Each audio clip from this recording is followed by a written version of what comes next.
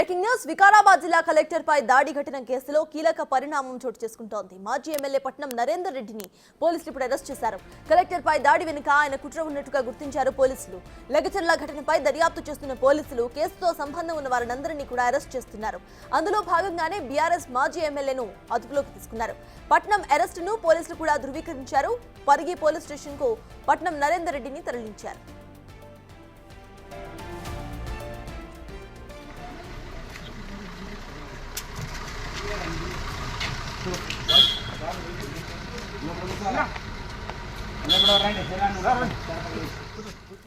దాడికి ముందు తాను ప్రధాన నిందితుడు సురేష్ తో మాట్లాడానని నిన్న పట్నం నరేందర్ రెడ్డి కూడా ఒప్పుకున్నారు.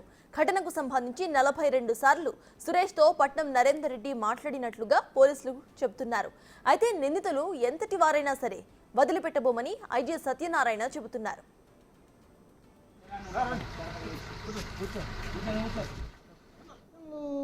అన్నీ రికార్డు కావండి, మనం పట్టుకుంటేనే తెలుస్తుంది మనకి.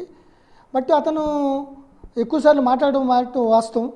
అట్లాగే రీసెంట్గా బీఆర్ఎస్ పార్టీలో ఒక ఆయన హోదా ఇచ్చారని చెప్పబడుతుంది, యూత్ లీడర్గా, మండల యూత్ లీడర్గా. సో రైతులాగా అతను తలపాగా చుట్టుకుని తీసుకురావడం, అతను కలెక్టర్తో మాట్లాడటం, రైతులాగానే నమ్మారు అందరూ, కలెక్టర్ గారు నమ్మారు. సో మొత్తం పూర్తిగా దర్యాప్తు జరుగుతుంది. దాని వెనకాల అతన్ని ఎవరు ప్రోత్సహించారు, ఎవరు ప్రేరేపించారు, అతను ఎంతమందిని ప్రేరేపించాడు, వీడియోలో క్లియర్గా ఉందండి. ఎవరైతే దాడి చేశారో లేని వాళ్ళని ఎవరిని పెట్టేది లేదు. అట్లాగే అతను ఎవరైతే చేశారో దాన్ని కూడా క్లియర్గా ఉంటుంది ఎవిడెన్స్, టెక్నికల్ ఎవిడెన్స్. ఎవరు దాన్ని యాడ్ చేసేది లేదు, ఉన్నదే తీసేది లేదు, ఎవరికి సాధ్యం కాదు.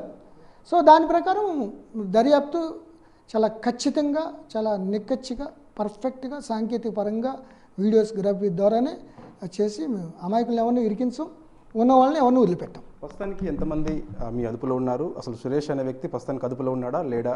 ఏం జరుగుతుంది అసలు కేసు? సురేష్ అదుపులో లేడండి, అతని కోసం పట్టుకున్నాం. బట్ త్వరలో పట్టుకుంటాం, వాళ్ళ కోసం టీములు ఉన్నాయి. ఎక్కడికి వెళ్ళలేడు అతను, వెళ్తే అతనికే ఇబ్బంది. సో ఫోకస్ అంతా అతని మీద ఉంటుంది. సో అతను తప్పు చేశాడు కాబట్టి డెఫినెట్గా he has to be arrested. So అతని మీద యాక్షన్ తీసుకుంటాం. ఇప్పుడు వరకు 16 మంది రిమాండ్ చేసాం.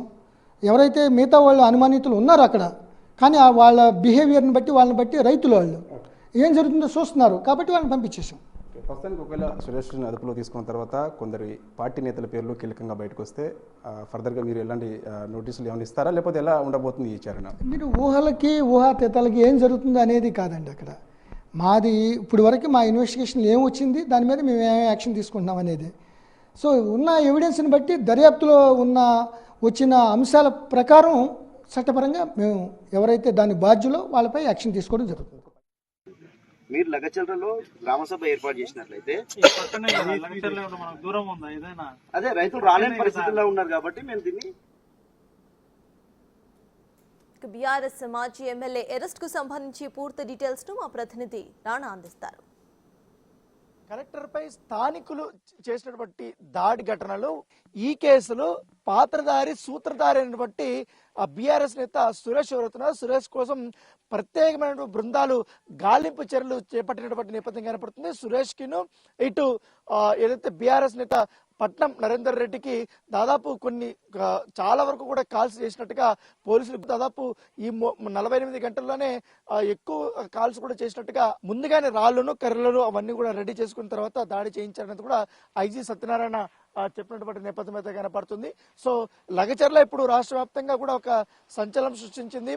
ఎక్కడ చూసినప్పుడు ఈ ఊరు గురించే చెప్పుకుంటున్న పరిస్థితి ఇప్పుడు పక్కన ఉన్నటువంటి తండాలో కొంతమంది వాసులు వారిపైన దాడులు చేశారనేది కూడా పోలీసులు అయితే చెప్తున్నటువంటి నేపథ్యం కనపడుతుంది. అయితే ప్రస్తుతం అయితే ఇక్కడ ఎటువంటి ఉద్రిక్తమైనటువంటి సిచ్యువేషన్ లేదు, చాలా నార్మల్ సిచ్యువేషన్ అయితే ఉంది. ఎందుకంటే ఇప్పటికే వీడియోలో ఉన్నటువంటి వాళ్ళందరినీ గుర్తించి అరెస్ట్ చేసేవారు కాబట్టి ప్రజాభిప్రాయం సేకరించేందుకే కలెక్టర్ ప్రతి గ్రామానికి కూడా ఆయన వస్తున్నప్పుడు ఈ పక్కన వేరే గ్రామంకి వచ్చినప్పుడు ఇక్కడ లగచర్లకు సంబంధించిన విషయంలో సురేష్ కావాలని కలెక్టర్ దగ్గరికి వెళ్ళి ఇక్కడి నుంచి 1 కిలోమీటర్ దూరంలో 2 కిలోమీటర్ దూరంలో మా ఊరు కూడా ఉన్నారు, మా ఊరు దగ్గర కూడా రండి అనేసి కూడా ఆయన్ని ఒప్పించి తీసుకొచ్చినట్టు, తీసుకురాగానే వెంటనే మాట్లాడుతున్నప్పుడే వెనక నుంచి కొంతమంది బూతులు తిట్టడము, ఒకసారిగా ముందు వైపుకి రావడం, తర్వాత ఇటు ముందున్నటువంటి కొంతమంది అయితే ఏకంగా కార్ల మీద రాళ్ళు ఇవన్నీ వేసి మొత్తం కార్లంతా కూడా ధ్వంసం చేసినటువంటి నేపథ్యం అయితే కనపడుతుంది.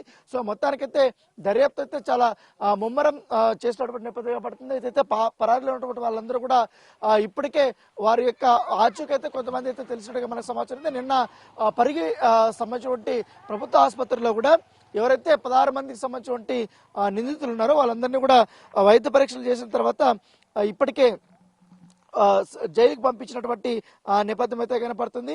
సో ఇప్పటికే పోలీసులు కానీ వీళ్ళందరూ కూడా ఈ కేసు మీద చాలా సీరియస్ గా తీసుకున్నటువంటి నేపథ్యం. ప్రస్తుతం పరారీలో ఉన్నటువంటి సురేష్ కోసమే ఇప్పుడు గాలింపు చర్యలు చేస్తున్నారు. దాంతోపాటు ఈ సోషల్ మీడియాలో రెచ్చగొట్టే వ్యాఖ్యలు చేస్తున్నటువంటి వారందరిపైన కూడా కఠిన చర్యలు తీసుకుంటామని కూడా పోలీసులు చెప్తున్నారు. ఎవరు కూడా జరిగిన దానికంటే ఎక్కువగా చెప్పకూడదు కానీ, లేకపోతే మొత్తం ఇష్యూస్ అంతా కూడా వేరేలాగా కల్పితంగా కూడా చేసి చెప్పడం ఇవన్నీ చేస్తే మాత్రం ఖచ్చితంగా కఠిన చర్యలు తీసుకుంటామనేసి కూడా పోలీసులు చెప్తున్నారు. ఇప్పటికే వీరందరిపైన కూడా 3 నాన్ బెయిలబుల్ కేసులు కూడా నమోదు చేసినట్టుగా మనకు సమాచారం అందుతుంది. సో ఏదైనా కానీ ఇప్పటికైతే పోలీసులు అయితే ఈ యొక్క కేసు చాలా సీరియస్ గా తీసుకున్న నేపథ్యంలో మొత్తం ఎంటైర్ సిస్టమ్ అంతా కూడా నిన్నటి నుంచి కూడా నిందితుల్ని గుర్తించే పనిలో ఉన్నటువంటి నేపథ్యం కనపడుతుంది. మరికొన్ని అరెస్టులు అయితే ఇవాళ మధ్యాహ్నం లోపల జరుగుతాయని కూడా పోలీసులు చెప్తున్నారు.